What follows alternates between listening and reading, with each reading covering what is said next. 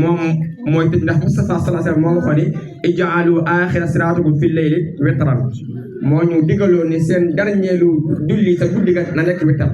kon loolu ñoo ngi koy bàyyi lu xel baax a baax ndax sunna la mu akkada ku joo déggee ba pare nga def safa ñaari rakk la sëlmal julli benn rakk mu nekk witar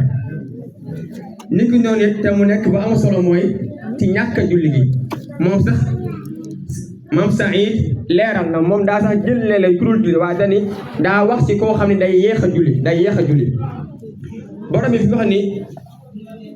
fa xalafa min baadihim xalfun adaau salata wattabau shahawaat fa sawfa yalqawna gayya aaya boobee saxaaba dañ koo firee ni mooy ñi nga xam ni dañuy yéex a julli saxaaba yi dañ koo firee ni mooy ñi nga xam ne dañuy yéex a julli ba Saïd ibnu Musayyab bi nga xam ne daa bokk ci taabiina yi da koo firee ni mooy tey ci misaal Oustaz Makan misaal laa joxe Oustaz Makan